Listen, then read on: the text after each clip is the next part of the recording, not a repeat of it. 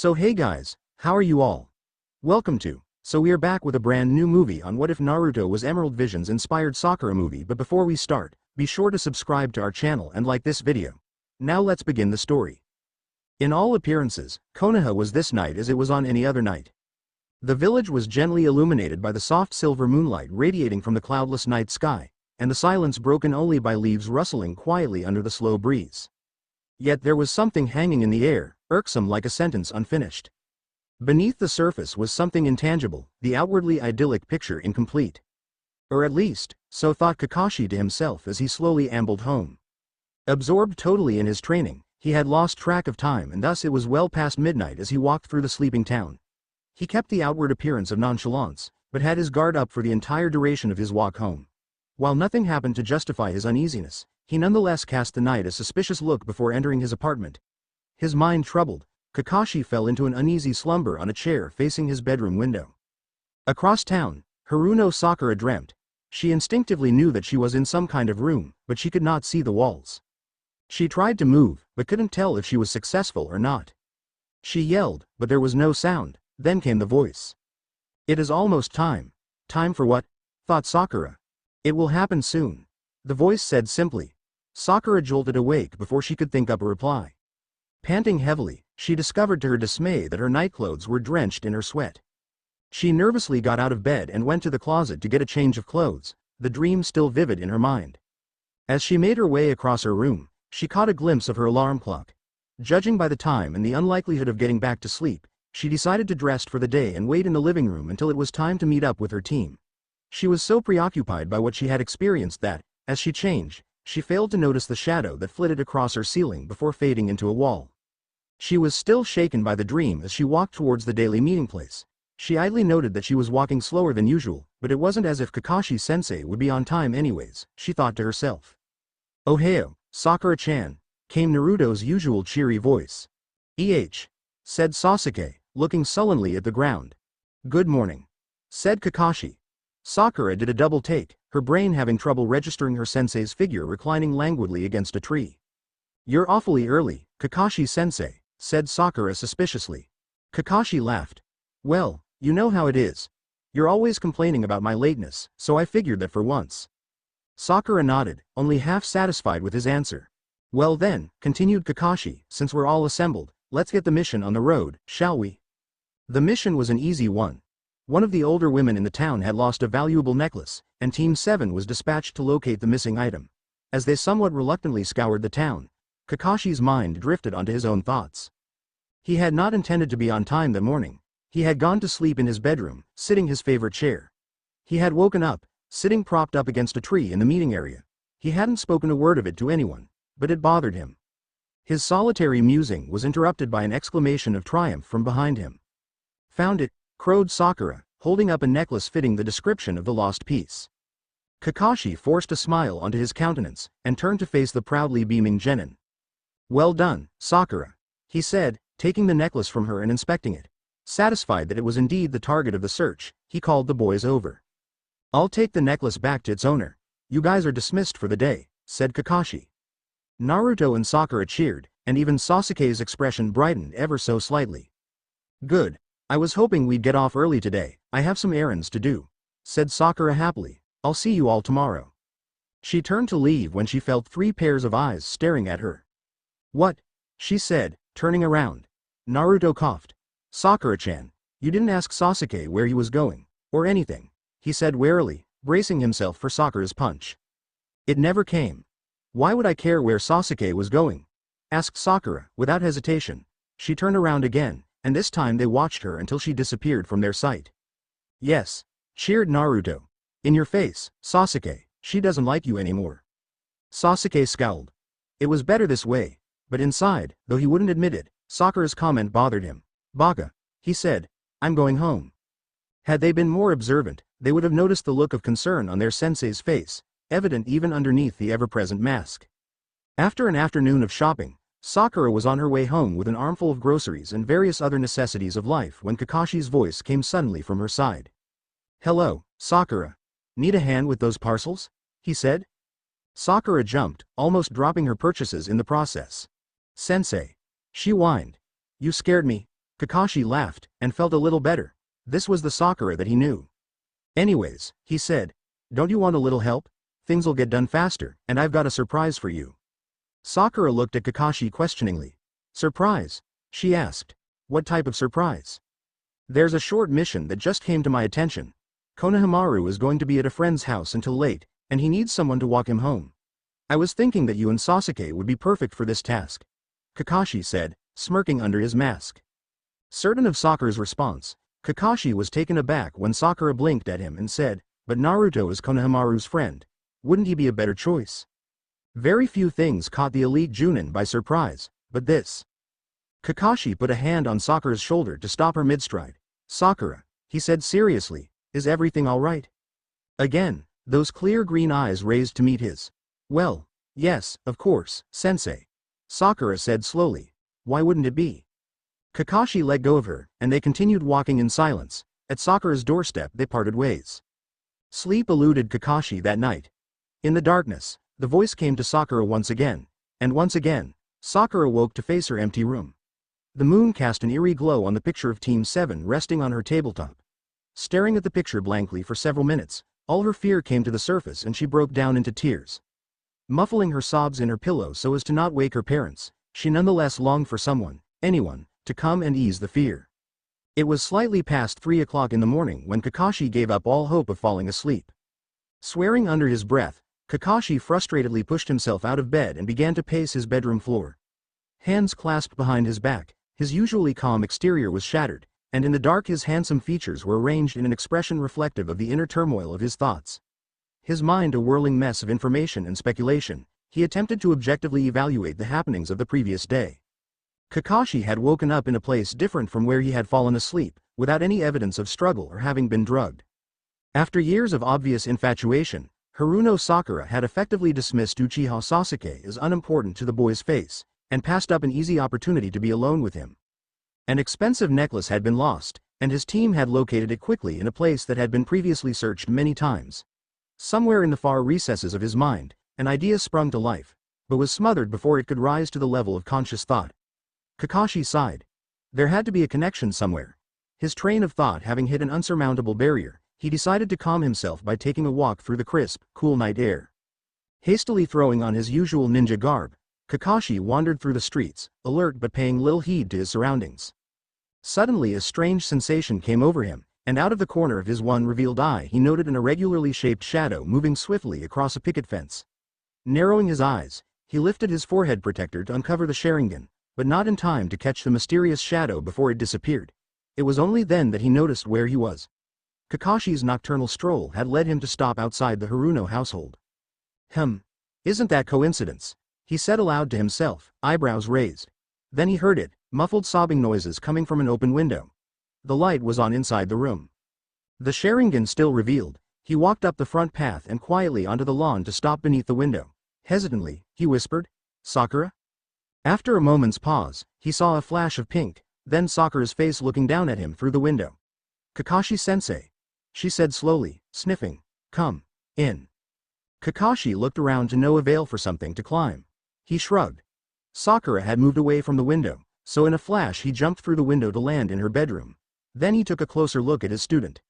Sakura sat on her bed, hugging her legs to her chest and breathing unevenly. Her normally smooth pink hair was uncombed, matted and wet from her tears. Her green eyes, fixed upon a spot on the ground in front of her, gave away that she had been crying.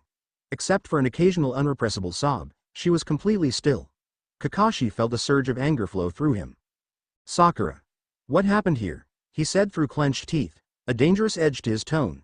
His hand hovered by his side, ready to extract his kunai from its hiding place. He watched as she attempted to regain her composure, and slowly shook her head. Nothing happened. She gasped, her breathing ragged. There was a voice. And at that, tears quietly began flowing freely down her face. Kakashi sat down next to her and wrapped his arms around Sakura protectively. She sobbed into his vest, as he sat motionless, waiting patiently for her to finish, but impatient for an explanation. Gradually he heard her breathing return to normal. She slowly pushed herself away from him. Kakashi moved back, and said gently, do you want to tell me what happened?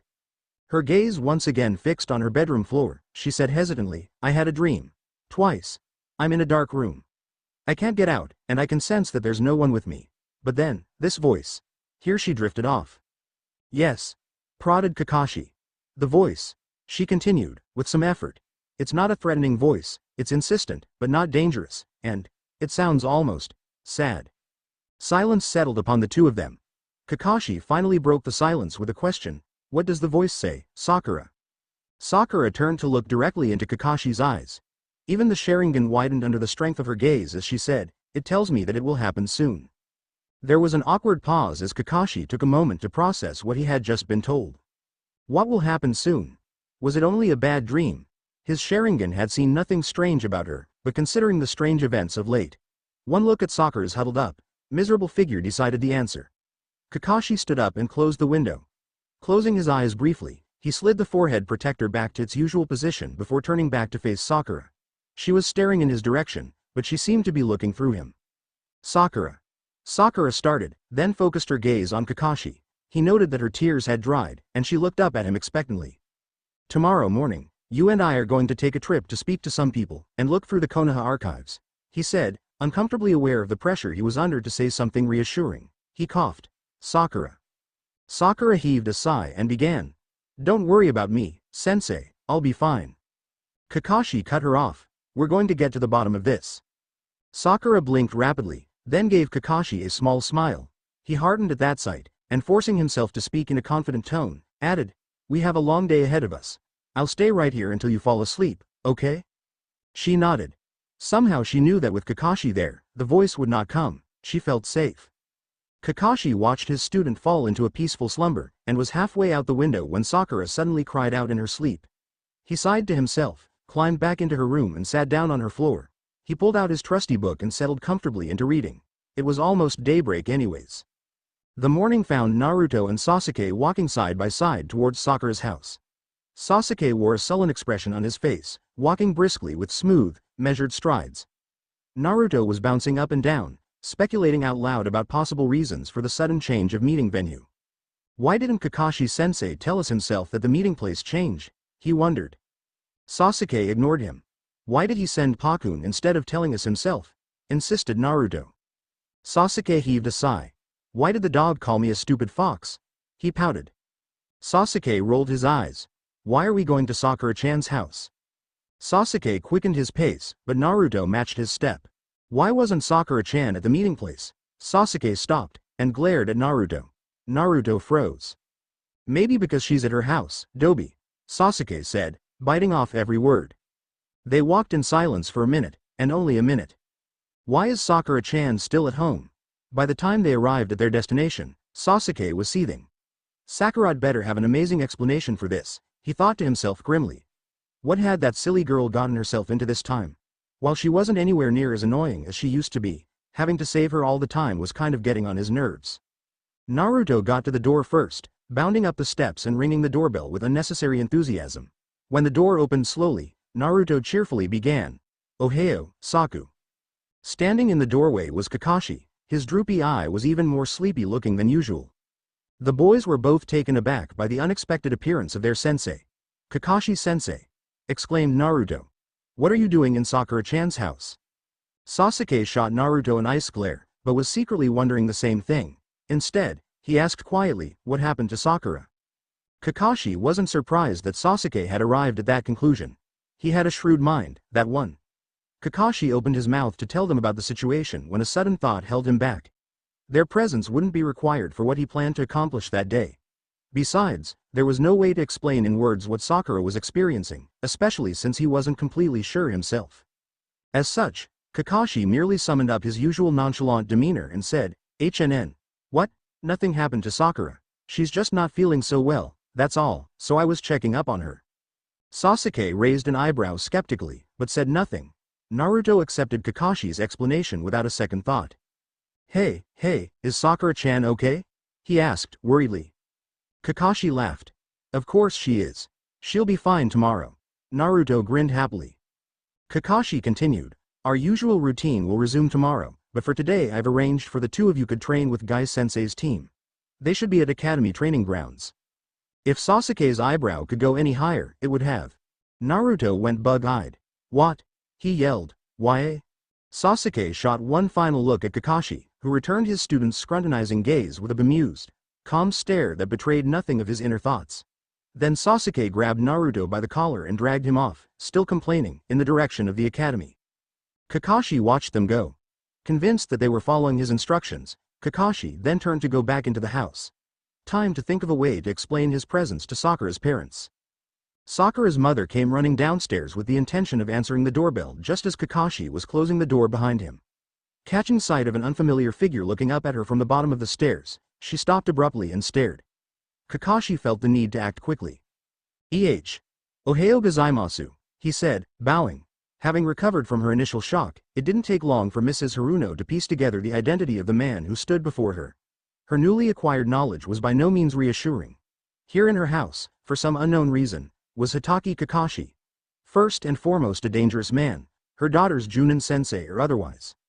Acutely aware of her discomfort and feeling every bit of the awkwardness of the situation, Kakashi stood upright and put one hand behind his head in a gesture of good-natured embarrassment. Gomen Nasai, your door was unlocked. Is Sakura up yet? She's late for her mission, he lied.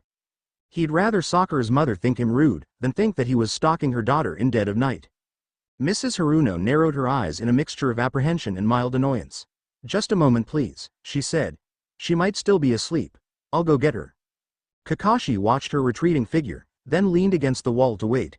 His eyes closed involuntarily. After a few minutes had passed, he sensed Sakura's approach. His eyes reopened to see Sakura standing in front of him, expressionless, clad in her usual apparel. Hey, Sakura, he said calmly, shall we be off then? As they passed through the front yard, he could feel Mrs. Haruno's eyes boring through his back. When they were out of visual range, Kakashi let out a brief sigh. Pakun had been busy that morning, going on his behalf to Guy to request a favor and then to Tsunade to request an audience. And they still had an entire day ahead of them. Sakura looked up. Kakashi-sensei, she said in a questioning tone. Kakashi looked down at her as they walked, and grinned from under the mask. I don't think your mother likes me very much, he said sheepishly. Sakura laughed, something he hadn't seen her do for a long time. She's just miffed because I've been neglecting my chores, that's all. And I think she blames you for part of it. What? He replied, his visible eye widening in a mixture of amusement and surprise. What did I do? If your missions didn't take so long, I'd have more time to spend at home, she said pointedly. Hey, if you guys worked better as a team, the missions wouldn't take so long, drawled Kakashi. Sakura merely stuck out her tongue in response. The atmosphere between them was comfortable until a bothersome thought suddenly occurred to Sakura. Kakashi-sensei. Her voice had lost all of its former lightness. HNN. He answered. Did you tell Sasuke-kun and Naruto about me? Kakashi paused in mid-stride. Sakura stopped to look back at him. No, I didn't, he said after a moment's hesitation. This seemed to surprise her. Why not? She asked, curious. Kakashi shrugged, and they continued walking. There's nothing to tell until we know more, he said. He sounded unconvincing, even to himself. Sakura let it go. While she had taken Kakashi's lectures on openness and teamwork to heart, on the inside she was grateful for his residence. She deeply valued the strong bond that existed between the members of Team 7, but always nagging was the sure knowledge that Sasuke, and even Naruto, thought her weak. She was no fool. She knew that they had ample reason to think her as such. But all the same, she would rather not strengthen their image of her as helpless. I hate it, she said aloud. Kakashi shot her a look, taken aback by her outburst, but he didn't think it wise to draw attention to her comment. They passed Kikyu Castle in silence, drawing nearer to their destination. When they arrived, an unremarkable-looking attendant ushered Sakura and Kakashi into the Godaime's office. The decor hadn't changed much, noted Kakashi with mild interest. The portraits of the former Hokages hung on the wall to his side. He felt a brief surge of panic, feeling as though they too, along with the woman in front of him, were scrutinizing his every movement. Suppressing his nervousness, he cleared his throat to begin, but Tsunade beat him to it. So, Hitaki Kakashi, what can I do for you? And she paused briefly to look at her notes, and continued, Haruno Sakura, yes? Sakura nodded. Kakashi put a comforting hand on Sakura's shoulder, and gently said, this is your story to tell, Sakura. Tsunade turned her attention to the quiet pink-haired girl, her curiosity piqued. I've been having these dreams lately, began Sakura, feeling silly even as she spoke. She adamantly fought back the tears that were welling up and threatening to spill out of her glistening emerald eyes. Am I wasting everyone's time? She thought angrily to herself. The feel of Kakashi's hand on her shoulder brought her back to reality. She continued her story, her tone resolute. I'm in a dark room, and I can't see or sense anyone. But then there's a voice. And the voice. Here she broke off, her voice cracking slightly. Unsure of what to make of Kakashi's student or her story, it was mostly out of deference to the well-respected Junin that Tsunade wordlessly urged Sakura to continue with a slight nod. Sakura found her voice again, and finished. The voice just says, it will happen soon. Though he didn't show it, Kakashi was taken aback by the effect that Sakura's words had on Tsunade. As he watched, Leaf Village's Hokage paled visibly. Sakura's gaze was fixed on the ground, so she noticed nothing. An uncomfortable silence blanketed the room until finally Tsunade said in a quiet tone, Sakura, I'd like to speak to your sensei alone for a minute. If it's alright with you, just step right outside and my attendant will show you to a waiting room where you can relax. Sakura looked up at Kakashi as if asking for approval. He nodded. Sakura gave Tsunade a small smile, and said sincerely, thank you. Then she left. Tsunade waited for the door to close before she began. Motioning for Kakashi to take a seat on one of the couches in the far corner, she moved out from behind her desk to join him. Kakashi, why don't you tell me more about your student? It came out as more of an order than a request. Kakashi was about to speak when he realized that he really didn't know that much about Sakura apart from what he directly observed as her sensei. Tsunade noted the hesitation, and seeking to alleviate his discomfort, added, let's start with the basics. Kakashi complied readily. Haruno Sakura, 12 years old, Genin-level ninja. Under my command together with Uchiha Sasuke and Uzumaki Naruto. Chakra control superior to her teammates, but she has neither their stamina, power or prowess on the battlefield. Exceptionally bright, but again not so effective in combat, he summarized. Tsunade nodded slowly. Just one more question, Kakashi. When is Sakura's birthday? Kakashi blinked. February. He hedged. Seeing that Tsunade wanted a real answer, he reluctantly pulled out his well-worn copy of Icha Icha Paradise. Her eyes bulged. What? She said, a dangerous edge to her voice. Relax, Hokage-sama. Kakashi said hastily. He flipped to the back, revealing a series of names and dates scrawled on the inside cover. He scanned them quickly, then returned his book to his pocket. March 28th. Tsunade got up and began to walk the floor of the room. Her face was impossible to read. After the longest minute of Kakashi's life, she said, Kakashi, I want you to go to your student. There are some things that must be taken care of on our end first. It will take a couple days, but I will send for you when we are done. Kakashi got on his feet, and was about to leave when he paused. Hokage-sama, is Sakura in any danger? Her back half turned to him, the only response he got was a tired shrug. Bowing, he took his leave, leaving Gondame standing alone in her office, staring out the window at the peaceful town below. Once she was sure that Kakashi had gone, she called out, Shizune. Shizune came into the room and bowed. Tsunade-sama. She trailed off as she noted Tsunade's expression. Tsunade sank into her chair, cradling her head in her hands. She suddenly had a headache. Go down to where we keep the archives. Bring me everything we have left on Shiraishi Miyako. Sakura was reading an old magazine when Kakashi entered the waiting room. While the meeting had left him drained, Sakura seemed by comparison much cheerier than when he had last seen her. Oh, Kakashi-sensei. What did she say? Sakura said, running across the room to meet him. He gave her a strained smile. Not much. They'll do some investigating, and then get back to us.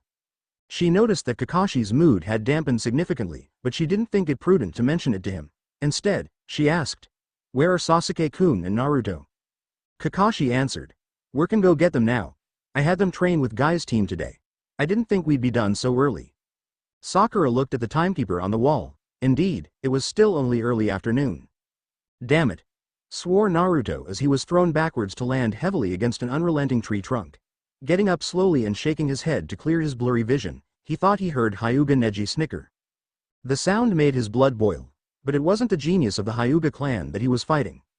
Neji was sitting on a tree branch, watching the proceedings with great interest. Naruto's actual opponent was Tenten. And right now, he was sprawled out on the ground, and she was having some difficulty in helping him to stand up. I can't believe it. She's cute, but so damn violent, he muttered to himself. In his mind he could hear Kakashi telling him that his basic skills needed work, and he grudgingly admitted to himself that the Junin had a point. He emitted a groan as he brought a hand to where a shuriken had nicked his brow. Stepping back, Tenten cocked her head to one side and surveyed the damage that she had done. You'll be okay, she said comfortingly. Neji jumped down from his vantage point to land beside his teammate. Nicely done, he said simply. Tenten turned to him and smiled, pleased. Thanks, Neji. Sasuke had left the group earlier, ostensibly to train on his own. And he had, for a while, before curiosity had led him to watch the training match between Tenten and Naruto. He was surprised to find that reports of Tenten's talent with weapons had not been exaggerated. Naruto, without calling on the Kyuubi, would have difficulty defeating her. She was nowhere near fast enough to fool his Sharingan, but while she posed no direct threat to him, he was nonetheless impressed. Against her, Sakura wouldn't stand a chance, he found himself thinking. She's good, isn't she? Came a deadpan voice from behind him. Sasuke didn't need to turn around to identify the speaker. He shrugged nonchalantly and answered, I suppose so, yes, but no match for you. Neji scoffed. And no match for you, either. Sasuke and Neji stood beside each other for a brief moment. Two top graduates. Two advanced bloodlines. Two troubled pasts. Two stubborn boys. Neji finally broke the silence. Uchiha, he said, his pale eyes staring right through Sasuke. Don't tempt me. Know that I will do what I deem necessary with no regrets. Sasuke smiled with a confidence that would have infuriated anyone except for the implacable Neji. Now, Hyuga, afraid of some competition? Neji started to walk away, but then paused. There was a frightening chill to his voice as he said, you will not be warned a second time. Sasuke watched Neji leave. He shrugged. He wasn't entirely sure what that whole exchange was about, but he had a vague idea. Uchiha Sasuke was not one to back down from a challenge. Guy met Kakashi and Sakura at the entrance to the training grounds. Why hello, he said, flashing an ultra-wide smile at Sakura and his rival. Hey, Guy. Thanks for taking my students in for the morning, said Kakashi, leaning against the gate opening. Guy was inwardly annoyed at Kakashi's cool behavior, but he said nothing, choosing to grin at Sakura instead. How are you? Lee has told me much about you. Sakura's eyes widened. Okay, she said, smiling. Hello, Guy-sensei. Is Lee-san feeling much better? Guy nodded happily. He's resting at home. I'll tell him that you asked about him, he answered. Inside, he was ecstatic. She had asked about Lee, score one for him. Kakashi stretched and yawned. If it's all right, can I retrieve my team members? He asked, smiling. Of course. I had Naruto and Tenten train together, but they should be done by now, answered Guy. They followed him into the forest. As they neared the clearing they could see Tenten kneeling next to Naruto's sitting figure, lecturing him about keeping his wounds clean.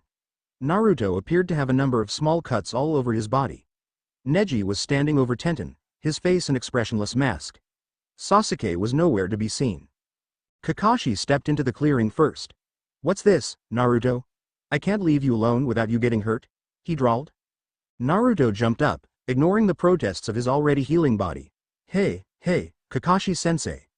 I did okay for the first bit, but then there was this huge explosion of metal stuff. Sakura looked at Tenten, who was intently polishing her kunais while Neji stared balefully into a spot in the underbrush. I wish I was that strong, she thought to herself. Then she saw Sasuke heading towards them from where Neji had been staring. She turned her gaze expectantly towards him, but he had eyes only for Tenten. That was an impressive showing. Tenten looked up in surprise. Thank you, she said simply. You must train very hard and very often. Sasuke wasn't much with words, but something about him made him attractive to the opposite gender.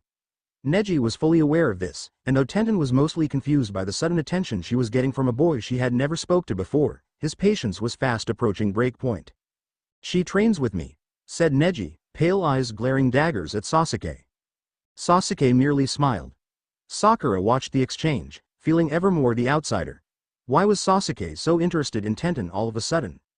Because she's strong. Sakura felt a shiver run down her spine, but she didn't care this much about Sasuke yesterday. Because you were strong then, but not now. Sakura gave a small cry and ran off into the woods, leaving the others to stare at the spot where she had been standing in surprise. Sasuke turned to Kakashi, a questioning look in his eyes. Kakashi shrugged in reply. Gesturing for him to stay put, he took off after Sakura. She wouldn't be difficult to find. Left standing in the clearing with the remaining 4 genin, Guy patiently kept a watchful eye over his charges. Naruto had already made several failed attempts to follow Kakashi, and judging by his restless behavior, he was already preparing his next attempt. While Guy had thwarted him every time thus far, Naruto's Kage Bunshin no Jutsu and seemingly bottomless chakra reserves rendered pursuit incredibly troublesome. Guy moved his gaze to the other three who, in a sharp contrast to Naruto, seemed perfectly resigned to waiting. Tenten, Sasuke and Neji were standing to one side of the clearing, talking quietly amongst themselves. Guy looked out at the forest, fidgeting from the monotony of his current situation. Why did all the exciting things always happen to his eternal rival instead of him? Naruto perked up suddenly, noticing Guy's distraction. He edged slowly to his right. Unfortunately for Naruto, Guy was still alert enough to notice the slight movement. "Naruto," he warned. Naruto bolted, and Guy took off after him. Neji looked up at the small piece of sky visible through the treetops, sighing. Tenten laughed. "You have a wonderful laugh," came Sasuke's calm voice. Tenten turned her head to look at Sasuke. He was essentially a stranger to her, but from what she had gathered in their short time together, this comment seemed severely out of character. However, she also knew by repute that Uchiha Sasuke was considered quite a heartthrob. Thus, though she was wary of his intentions, she was nonetheless flattered by his attention. Oblivious to the pure disgust worn plainly on Neji's face, she smiled hesitantly and answered slowly, thank you." Sasuke deliberately met Neji's gaze. His onyx eyes clashed briefly with Neji's pale orbs before he smirked and turned his back on them. Hands in his pockets, he nonchalantly walked along the edge of the clearing, coming to a stop some slight distance away. And to think that he might even have settled for Sakura. Tenten was perfect. Only the Hyuga stood in his way. As Sasuke moved away, Neji stood in silence, quietly fuming. Who does this boy think he is? He thought hotly. Tenten was his. She was his teammate, his comrade, his peer, his training partner. Just simply his. How dare this upstart Uchiha saunter into their lives and attempt to upset the balance of things? His pale eyes continued to bore into Sasuke's back, his face no longer betraying his inner emotions but his aura one of radiating resentment. Tenten had been teamed with Neji long enough to know when his mind was not at ease. Though she wasn't sure what the current source of his annoyance was, she was willing to try anything to get him out of that mood. She sought to alleviate the tension hanging in the air by starting a conversation about the only thing she and Neji ever talked about, work. "Your Kaden is almost perfect now, Neji," she began. Neji was startled out of his angry introspective by the sound of her voice. The briefest of smiles flickered across his expression before, in tranquil tones, he answered her. "My chakra control still leaves something wanting. I can feel the waste when I spin. It is not yet at the level that I want it." Tenten smiled. "How like you. Well, Hokage-sama loaned me a series of new scrolls to look over. There's a new technique that I'd like to try out on you." "That would be acceptable." Their conversation was halted by Sasuke's return. "What's taking Kakashi-sensei so long?" Sasuke wondered aloud. "Sakura isn't nearly skilled enough to elude him." Tenten frowned. "That's not a very complimentary thing to say about your teammate." Sasuke shrugged. "It's true.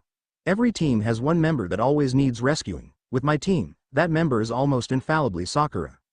With our team, it's usually Lee," said Neji, adding, "Speaking of Lee, didn't you lose a fight to him?" Eyes narrowed. Sasuke retorted, "For a former #1 rookie who lost to the dead last-ranked genin in all of Konoha, you've got a lot of nerve." Neji's fists clenched briefly, then relaxed. When his voice finally came, it was laced with a quiet fury. "Remember to whom you were speaking, Uchiha. Remember where the roots of your vaunted Sharingan lie." A derisive snort from Sasuke. "Ah yes. I apologize. How could I forget? Hyuga is the strongest of the leaf," he said sarcastically. Neji walked towards Sasuke until they were virtually face to face. "Do you dare doubt it?" he said, his face unreadable. Tenten looked from Neji to Sasuke and back again. What the hell was going on? "Guys," she began, but they were not listening. Sasuke smiled slightly. "What if I do?" he said deliberately. Neji nodded. They had come to an understanding, and it had come to this. An ominous silence settled over them, one so dangerous in its thickness that Tenten unconsciously backed away. Then suddenly, the two boys sprung apart from each other to land on opposite ends of the clearing. "Byukugan. Sharingan," Tenten gasped. "What are you doing?" she yelled, her voice shrill with something like panic. "I was about to ask the same thing," came a voice from behind her. Tenten turned to see Guy surveying the scene before him, holding a squirming Naruto by the collar. "Neji. Sasuke. Stand down immediately," he barked, his voice brooking no disobedience. The two adversaries glared at each other, but they complied with Guy's order. Guy watched, secretly relieved, as the veins on Neji's forehead receded and the red faded from Sasuke's eyes. The lecture that followed fell upon deaf ears as the boys stood side by side, rigid and looking straight ahead. Before they were forced to stop, they had shared a look of mutual agreement. They were not finished. Kakashi navigated through the thick foliage with an ease that comes with familiarity, leaping from branch to branch with the speed for which he was well known. Sakura's state of mind be truly troubled, he thought to himself. The trail she left was messy and easy to follow. He hadn't set out long before his attention was caught by a reflected gleam of light. Judging it to have originated somewhere from almost directly below him, he swiftly descended to ground level, expecting to confront Sakura. Placed neatly on the ground in front of where he landed was a forehead protector bearing the mark of Konoha. A stray strand of pink hair had attached itself to the underlying blue cloth.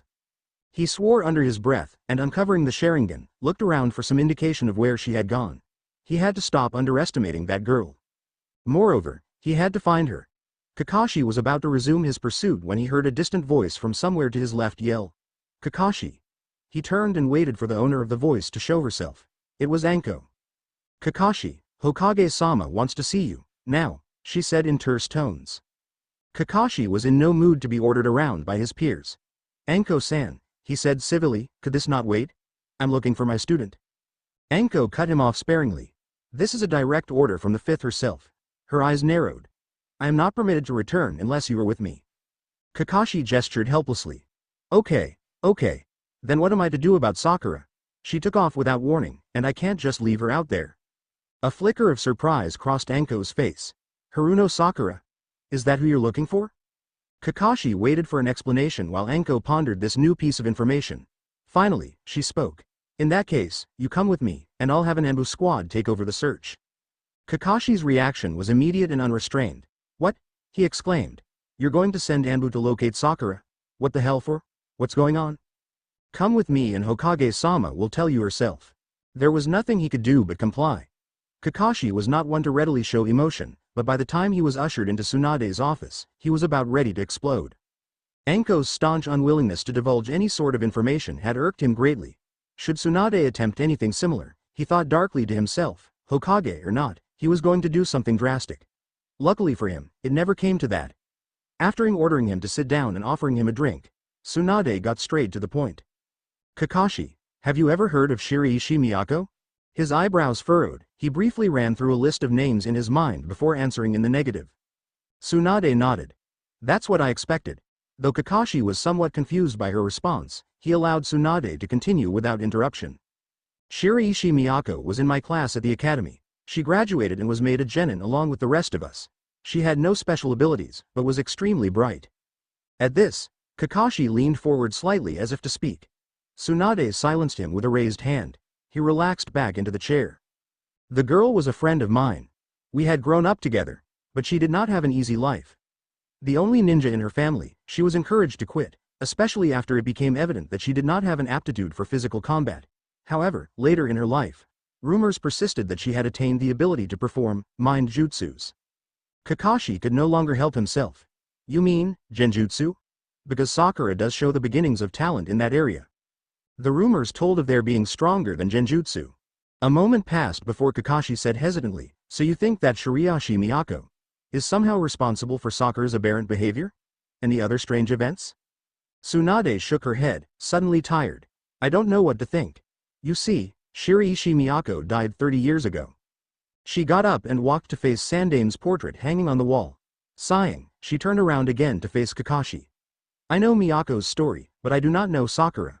I called you here because I thought of all people, you would have the most insight into any possible connections between them." Kakashi gave a slight nod, and Tsunade sank heavily down onto her chair. "I'll start from the beginning." A flood of memories and conflicting emotions washed over Tsunade.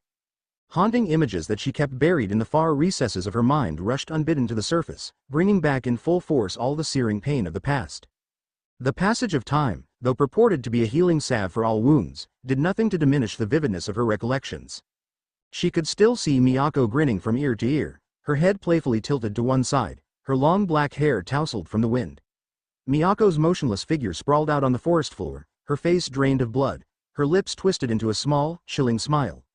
Tsunade shook her head slightly as if to forcibly rid herself of the specters of the past, drew a deep breath and began. "Miyako and I were both elated by our team assignments after graduation. In my case, though Jiraiya wasn't particularly remarkable at the time, Orochimaru's genius was already evident. I saw it as a perfect opportunity to improve my own skills. Miyako was also teamed up with a highly skilled ninja, One Hyuga Heizo. However, her happiness had a different motivation from mine. Hyuga? Asked Kakashi sharply. Tsunade nodded. From the one and the same, noble family, of Konoha. A branch family member. He and Orochimaru were heads above everyone else. Why? Kakashi shrugged noncommittally, his face expressionless. Making a mental note to question him about it later, Tsunade continued. As you may have gathered, Miyako was head over heels in love with this boy. It was obvious in her behavior both on and off the battlefield. He was the only thing she ever talked about, the only thing that mattered to her. Her sentiments were somewhat of a hindrance to the team dynamic, and it was even noted as such by their Junin-sensei. Kakashi raised an eyebrow, but kept silent. Tsunade gestured towards a tattered-looking file lying on her desk. Interestingly enough, said sensei appears to have been a relative of one of your students. Kakashi leaned over and picked up the file. Sitting back down, he opened it and quickly skimmed through its contents. Her sensei was an Uchiha. That he was, said Tsunade dryly. Then she added, you can keep that if you like. Thank you, said Kakashi, closing the file and carefully resting it on his knees. So I take it that her affections were unrequited? Completely so, she answered.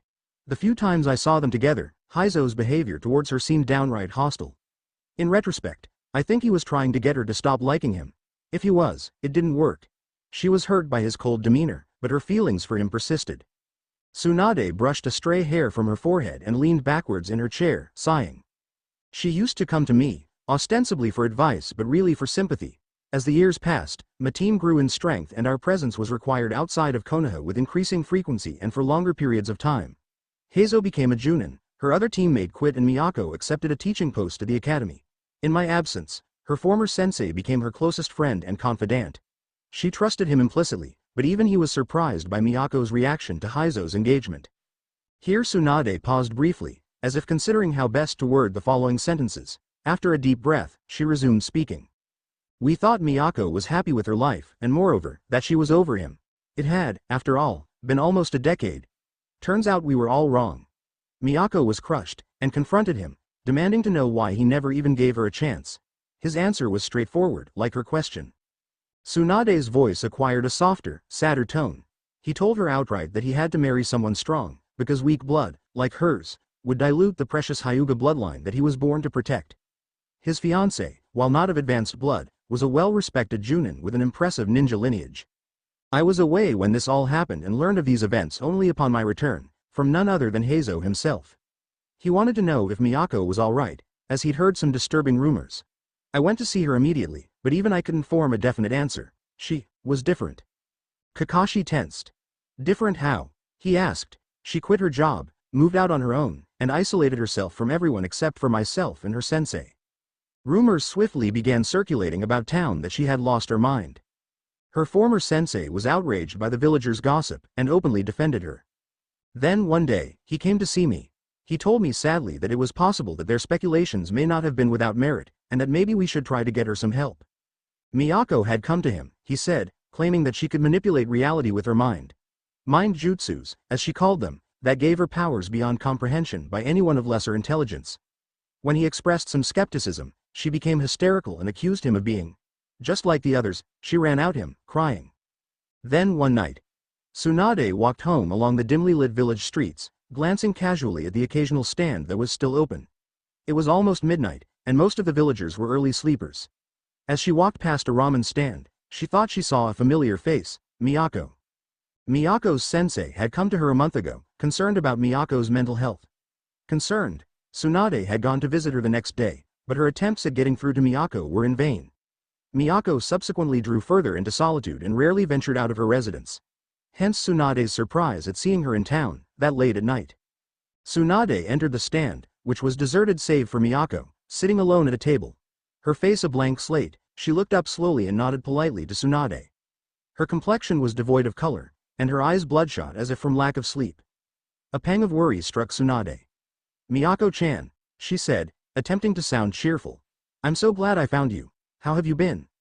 When Miyako didn't respond, Tsunade sat down next to her and patted her on the shoulder. Are you okay, Miyako-chan? Miyako shrank away from the contact, but answered quietly, I'm great, Tsunade-chan. Never been better.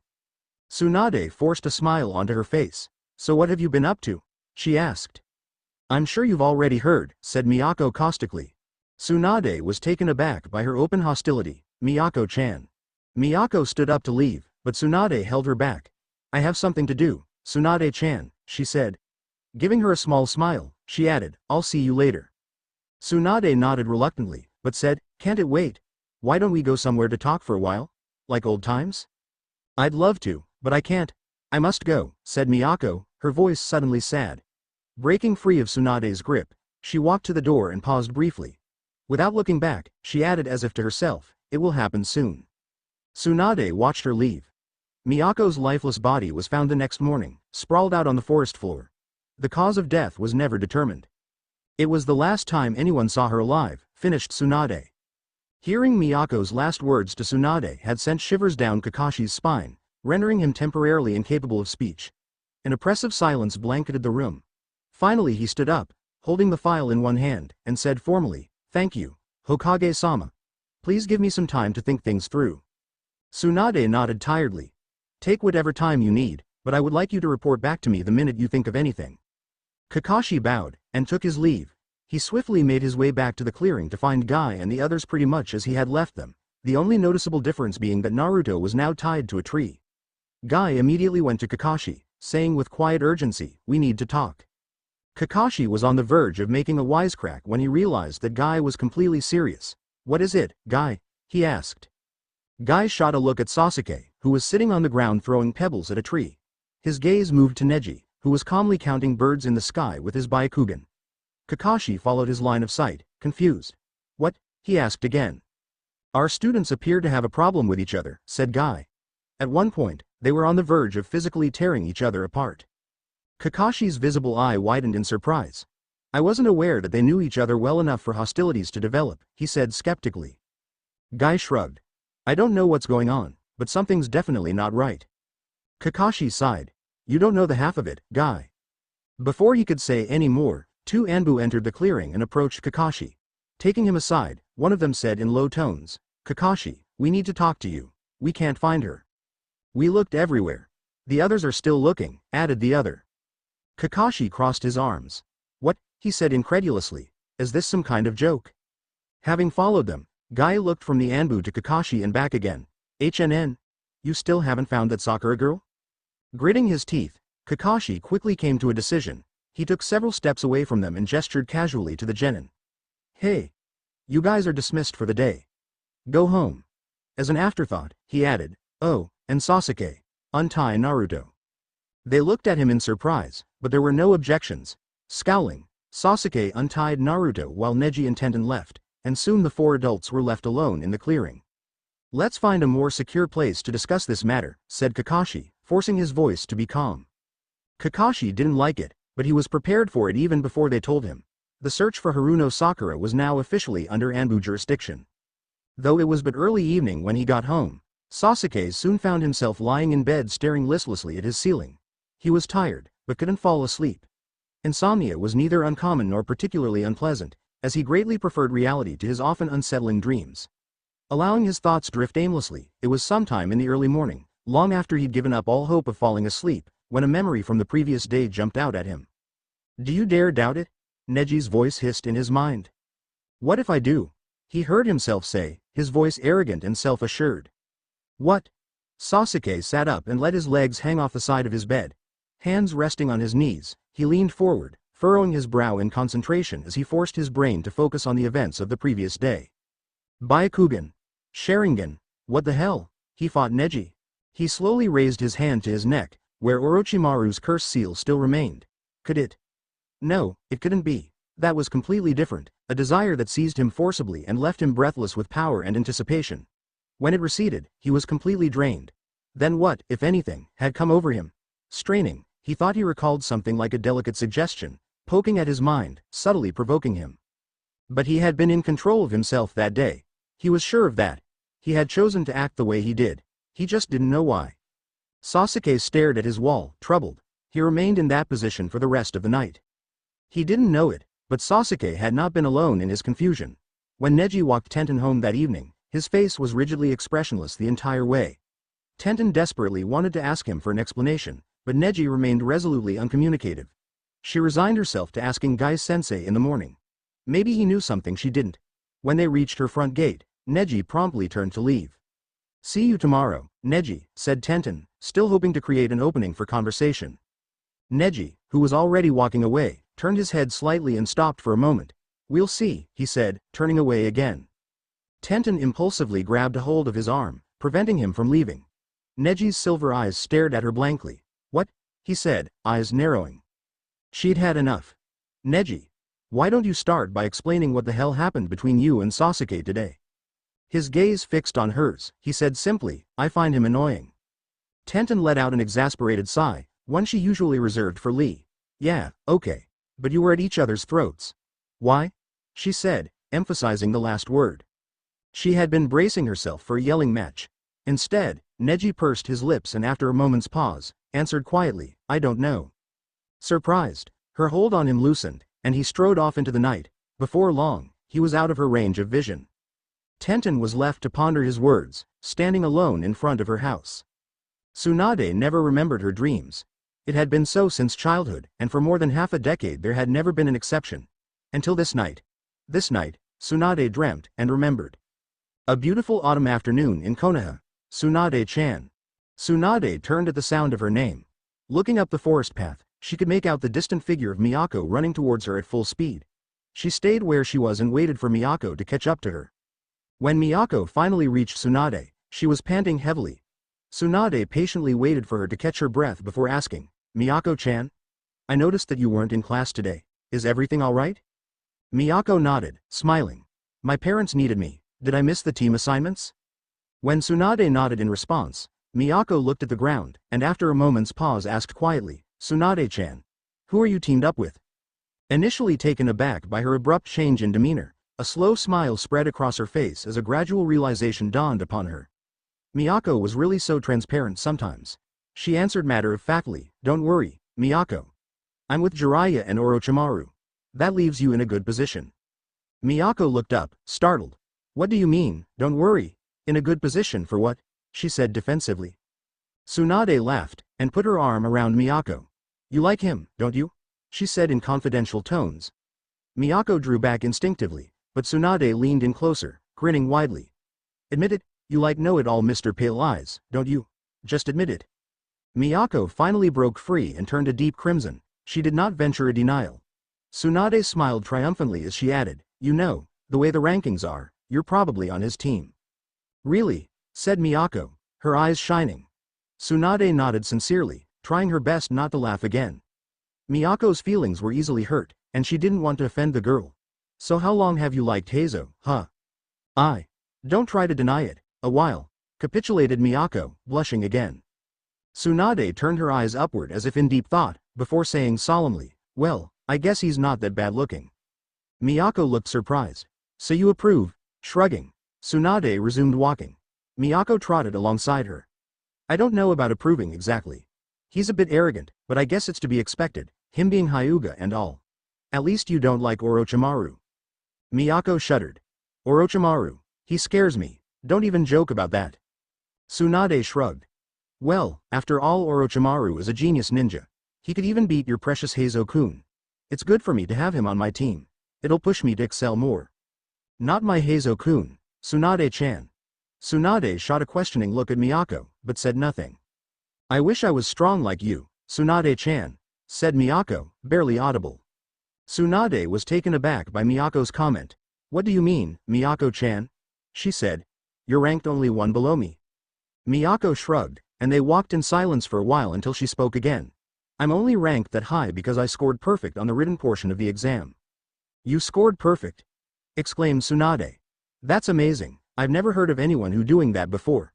She trailed off when she noticed the look on Miyako's face. "What's wrong, Miyako-chan?"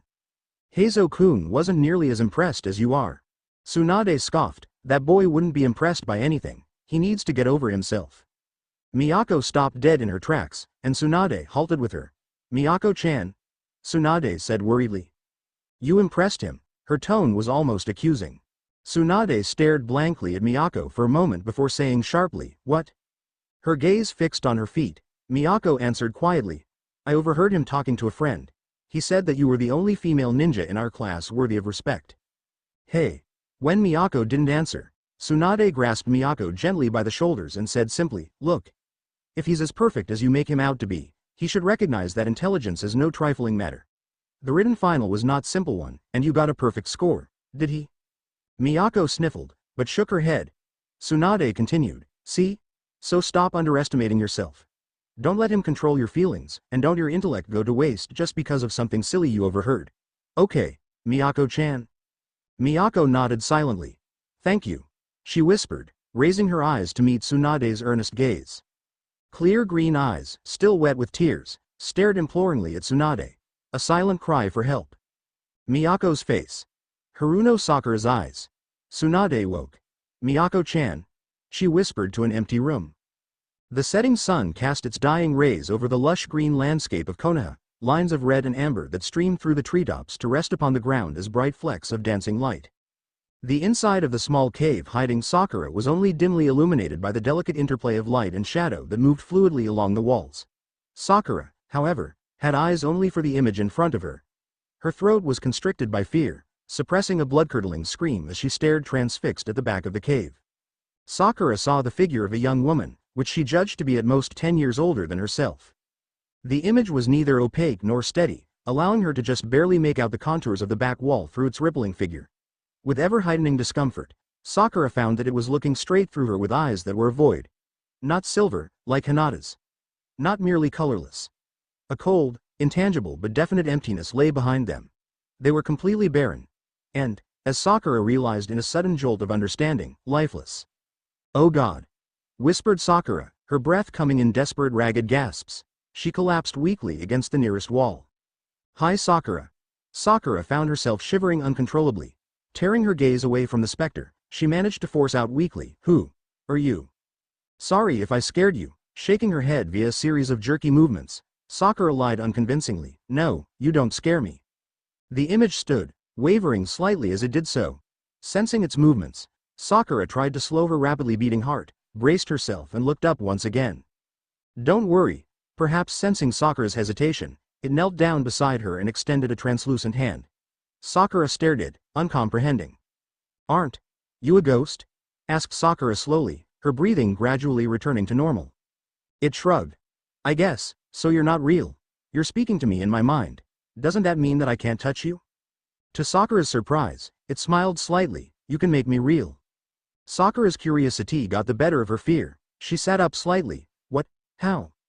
"In your mind, see me and know that I am real. Then focus your chakra where you can see me." It watched intently as Sakura slowly processed the words. Her mind was still reeling slightly from the shock of all she had seen and heard, but after a moment's consideration Sakura decided that the specter's instructions were not any more strange than its very presence to begin with. As such, she closed her eyes and complied. "Settle down," she mentally berated herself. "Breathe, calm yourself, focus." As Ino had discovered during the Chunin preliminary matches, Sakura's mental discipline was extremely strong. Soon her racing thoughts had been quieted down and forced into a dull murmur in the back of her mind. Imagine her to be real, thought Sakura. This also was not a difficult feat for her, the possessor of an active imagination. More often than not the true challenge was keeping it in check. Thus, it was not long before she had formed a clear picture with which she was satisfied. Holding the picture in her mind's eye, she called upon her chakra. It responded quickly, and soon she could feel it flowing easily throughout her body, awaiting her direction. Here she hesitated, contemplating as to how to proceed.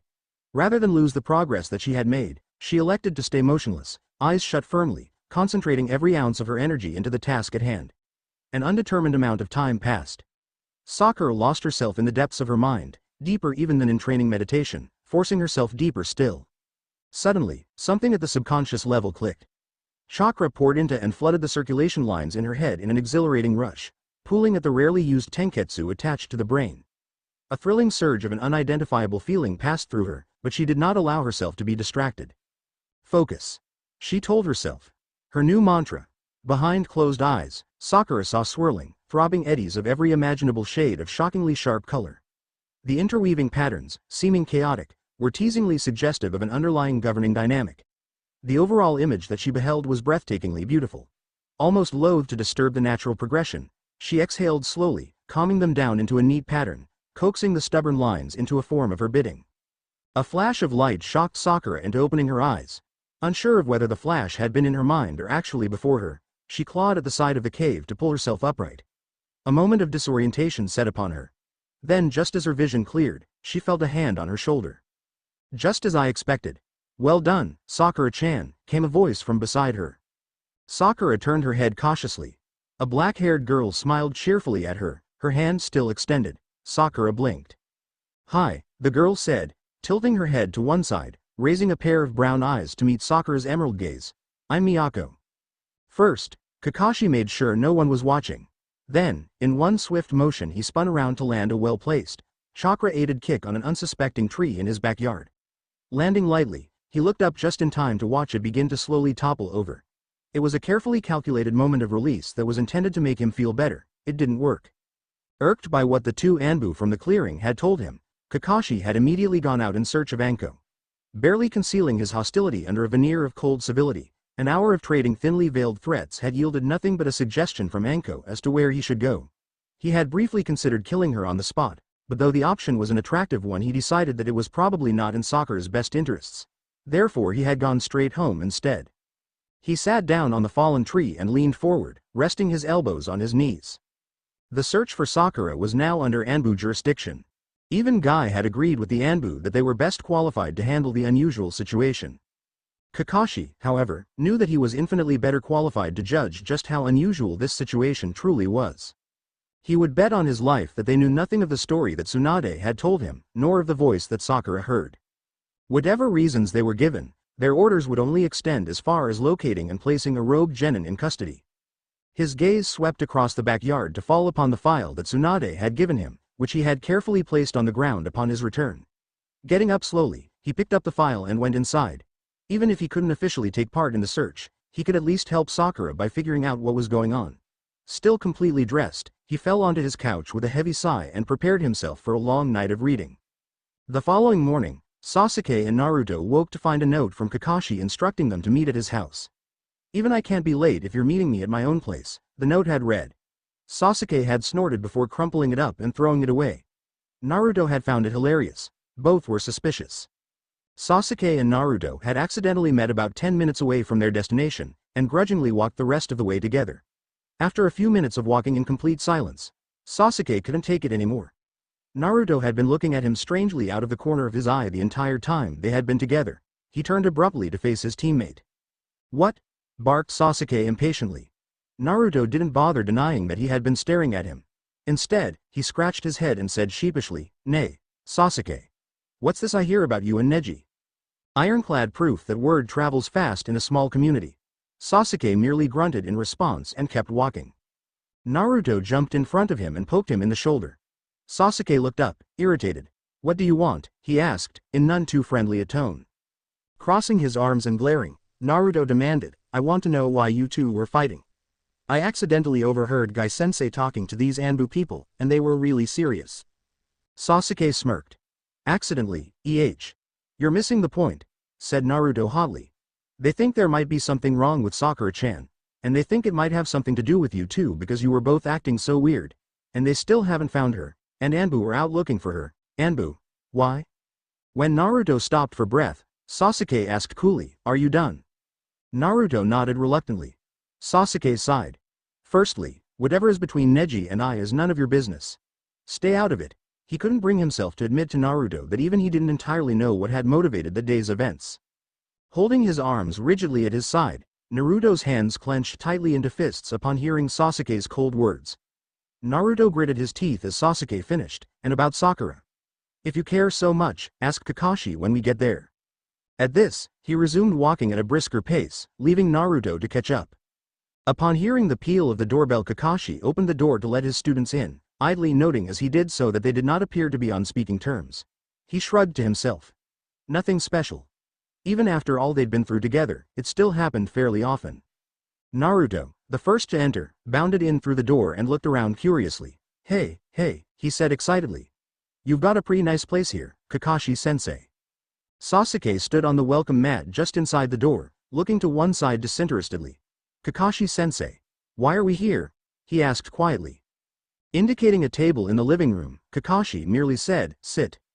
When they were settled around the table, Kakashi gave them a brief overview of the recent happenings. He chose to omit only Tsunade's story, which he still felt was of questionable relevance. Even Naruto stayed quiet as he spoke, his widening blue eyes the only indication of his surprise.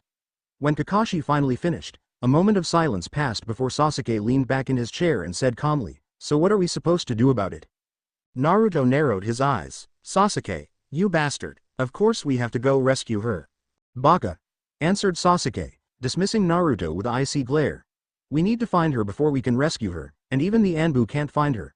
Turning his attention to Kakashi, who had been observing their exchange with some interest, he said, "What is it that you want us to do?"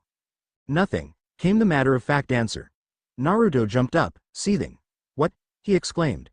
Pointing an accusing finger at Kakashi, he yelled, "You're just going to leave her out there?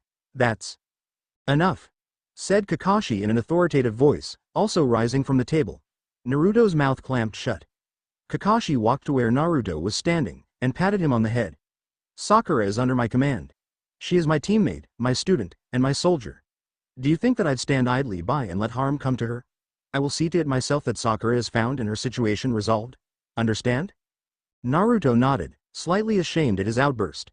Kakashi's voice grew a bit softer as he continued, "But I can't do that if I'm worrying about you two and dealing with the consequences of your interference." Sasuke pushed his chair away from the table and stood slowly. "So what you're telling us is to keep out of your way?" Kakashi turned to face his protege. "Not exactly," he said. "It's true that I want the two of you to stay away from the actual search, but I also need you to do some background research for me." Naruto's ears perked up. "HNN," he said. "What kind of background research?" Kakashi's mask hid the small smile provoked by Naruto's sudden change of expression. He explained, "I don't know Sakura that well, but you two have been her classmates for a while. So if you could compile a profile of her and give it to me tomorrow, that'd be great." "What exactly are you looking for?" "Her diary," deadpanned Sasuke. Ignoring the sarcasm dripping from Sasuke's voice, Kakashi said lightly, "Pretty much anything and everything." Naruto nodded enthusiastically. "Anything to help Sakura-chan. I'll come up with the best report ever." "Naruto," Kakashi said, a slight wariness creeping into his voice. "You have to work with Sasuke on this, okay?" Grumbling, Naruto indicated assented with a curt nod. Sasuke glared daggers but said nothing. Hearing no verbal complaints, Kakashi ushered them out of the house with more cheerfulness than he felt. Once he had shut the door behind them, he headed straight for Tsunade's file, his facade of optimism promptly withdrawn. He flipped through it listlessly, having gone through it multiple times the previous night to no avail. Kakashi shut his eyes and let his thoughts take over. The parallels between Makako and Sakura were striking, to be sure. Kakashi sighed. But Makako loved a Hyuga, whereas Sakura loved an Uchiha. Miyako's sensei was an Uchiha, but even though he was known as Sharingan Kakashi, he was not of the clan. The only Hyuga with a part in this story, Hyuga Neji, had no prior connection to either Sakura or Sasuke, or at least as far as he or Guy knew. Where did everyone fit in? What was the connection? Maybe Sasuke and Naruto would turn up something that would shed more light on the affair. Maybe. Hopefully. "I can't believe I let you talk me into this," said Sasuke. Naruto grinned mischievously. "I'm great at breaking in," he said proudly, as he searched through Sakura's room. Eyeing the room door suspiciously, Sasuke muttered sullenly, "I'll keep that in mind." Then, reaching out just in time to catch a falling picture frame, "Hey, be careful." Naruto didn't bother to look up, busily at work. Yeah. After what felt like an eternity, during which Sasuke was certain that they would be caught, Naruto finally found what he was looking for. Sakura-chan's diary, cheered Naruto. "Be quiet," hissed Sasuke, shoving Naruto towards the window. Let's go." Night fell over Konoha. Inside the sheltered atmosphere of the cave, Sakura stared wide-eyed at Makako, who was busily inspecting herself. Not bad," Makako mused. "My skin was a bit darker though." Sakura gulped. The exhilaration had faded, allowing apprehension to briefly regain control of her. "Hey now, don't look so down," Makako said comfortingly. "You've managed to do something that only one other person has ever been capable of." Hesitantly, Sakura asked, "And that other person I'm assuming is you?" Miyako's expression darkened visibly. "Was me," she corrected quietly. "Sorry," said Sakura. Once again, curiosity loosened her tongue. "So who are you? Were you from this village?" Laughing at Sakura's outburst, Makako once again reached a hand out to her. "Why don't you let me show you?" Something about Makako led Sakura to believe that she could be trusted. Before she could stop herself, their hands were touching palm to palm. Without being told, Sakura closed her eyes and cleared her thoughts. Then, in a flash, Miyako's memories and emotions became one with hers, as clear as if she herself had been there. When her eyes reopened, Miyako was smiling sadly at her. "So you see." "I think so," answered Sakura slowly, "but, why me?" "Not everyone is capable of what we are, Sakura-chan," explained Miyako. "It requires extreme intellectual potential, coupled with supreme chakra control. Even those with only one or the other may be able to sense me, but probably not see me, let alone give me physical form." Sakura said half-jokingly, "Well, that makes the first thing I can do that others can't." Miyako turned an earnest gaze to Sakura. "But, Sakura-chan, you have to see, people with rare intellects like ours are not given nearly enough credit in this world." Slightly taken aback by Miyako's passion, Sakura merely listened as Miyako continued. "There exists a double standard in people's perceptions of strength. Strength based in intellect has always been seen as a mere supplement to one's physical abilities. The minute anyone claims to have mastered their mind, they are met with skepticism.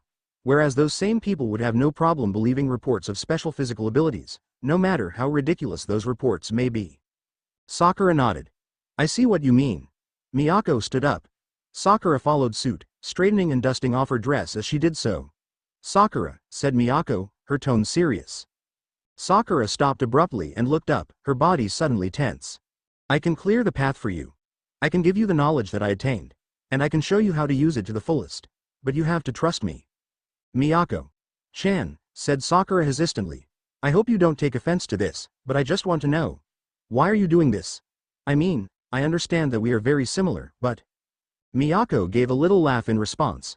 "I would expect nothing less from you, Sakura," she said good-naturedly.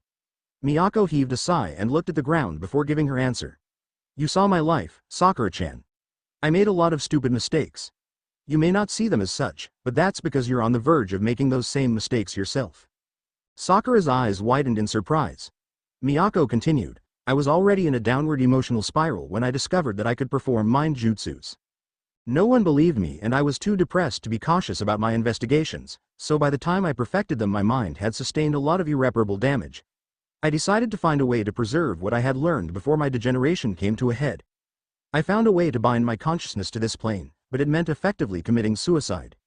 Placing a hand on Sakura's shoulder, Miyako finished softly, "I waited for 30 years for right person, someone who could see me, someone like I was. You ask why? It's because my life had no meaning, but by giving that someone the opportunities I never had, in death my life may be redeemed." Tears welled up in Sakura's emerald eyes, but when they met Miyako's gaze they were burning with determination. "Miyako-chan," she whispered, holding her hand out, "let me help you find peace." A clear night sky forecasted a beautiful summer day. The crisp air and peaceful silence was a textbook example of serenity. Or at least, that was the case for most of Konoha. An unlucky section of the sleeping town had the effect somewhat ruined by the sound of Naruto's voice. At a time when the sun had not even thought of beginning to rise, Naruto sprinted up the walkway to Kakashi's house, all the while yelling at the top of his lungs. "Kakashi-sensei," he called somewhat breathlessly. Having not received a discernible response upon reaching the entrance he promptly resorted to banging heavily on the door. Kakashi opened the door and stumbled out onto the front porch, sloppily dressed and his droopy eye more sleepy than usual. "Quadruple A," he mumbled, staring through Naruto. "Good morning Kakashi-sensei," said Naruto cheerfully, shoving a small book towards his sensei's visibly fatigued form. "Here's Sakura-chan's diary. Sasuke wanted to go home so I brought it to you myself." Summoning up his last remaining bit of energy, Kakashi straightened himself up and smiled through the mask. "I didn't think you were serious when you brought it up yesterday," he began. Noticing the crestfallen look on Naruto's face, he hastily added, "But this will give me all the information I need. Good work." Once again wearing his characteristic ear-to-ear grin, Naruto exclaimed, "You can always leave it to me to get the job done." He departed, but not before giving Kakashi an enthusiastic thumbs up. Kakashi watched the happy blonde walk away, a bustling bundle of yellow and orange. "That boy's beginning to sound like Guy," he muttered to himself. "Going to have to do something about that." He was about to go back inside when he thought he saw a shadow move across his lawn. Warily he uncovered the Sharingan, slowly and carefully surveying the area around him. But just like that night when he was outside Sakura's house, Kakashi could see nothing amiss. His eyes narrowed, but mentally he shrugged it off. Maybe the sleepless nights were finally getting to him.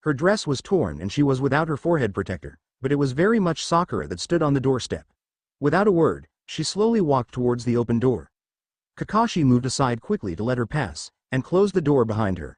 He turned just in time to watch her knees give and catch her before she hit the ground. Tsunade paced the floor of her office, stopping every so often to cast a baleful glare at the clock on the wall. Guy and Enko were seated on chairs in front of her desk, neither one feeling it wise to speak. Tsunade was not normally of a patient disposition, and recent events had put her even more on edge. She was fuming at being kept waiting. Guy winced at the thought of Kakashi striding in, nonchalant excuse for his lateness on his lips. Don't be an idiot, Kakashi, Guy thought to himself. She'll kill you. For once, don't be a smart ass. Prostrate yourself before her and grovel. As if on cue, the door to the office opened and Kakashi walked in. Guy and Enko both found themselves staring at Tsunade expectantly, and sure enough, she strode towards the silver-haired Junin with her hands clenched tightly into fists. But before she could say or do anything, Kakashi reached through the door and pulled Sakura in by the hand. Tsunade stopped dead in her tracks. Enko had jumped out of her chair, recognizing the genin from both the Chunin exam and the picture in her file. Guy rose slowly, his eyes fixed on Kakashi's unusually subdued form. Sakura slowly raised her eyes from the ground to lock gazes with the Hokage. Tsunade forced a wan smile onto her face. Haruno Sakura, she said warmly, only the slightest traces of hesitation in her voice. It's good to see that you are all right. You had us very worried about you. I'm sorry, replied Sakura quietly, bowing from the waist. Concerned, Guy noted that Kakashi was watching Sakura's every movement intently as he stood protectively behind her. He had not seen his rival this serious in a long time. Even Enko uncharacteristically kept her mouth shut. Tsunade took Sakura's arm and guided her towards the chair that Guy vacated and pulled out for her. Kakashi followed slightly behind them, concern evident in his one visible eye. Sakura gave Tsunade and Guy a grateful little smile before sitting down. Tsunade sat down at her desk while Enko and Guy moved behind Sakura to stand on either side of Kakashi. Sakura, began Tsunade gently, where have you been for the last day? When Sakura did not answer, Tsunade sighed softly and revised her question, did you leave Konoha? Sakura shook her head, indicating a negative answer. Tsunade seemed relieved. Okay. Have you been with anyone in the past day? Her eyes glazed over as if looking into the past. Sakura answered with hesitation, yes. The four adults in the room seemed taken aback by her answer, Tsunade even more so than the others. Who? Asked the Hokage, her worry now audible in her tone. She speaks to me in my mind, said Sakura in the way of an answer. Enko raised an eyebrow, poked Guy and moved her index finger in circles around her head. She stopped abruptly when Kakashi glared threateningly at her.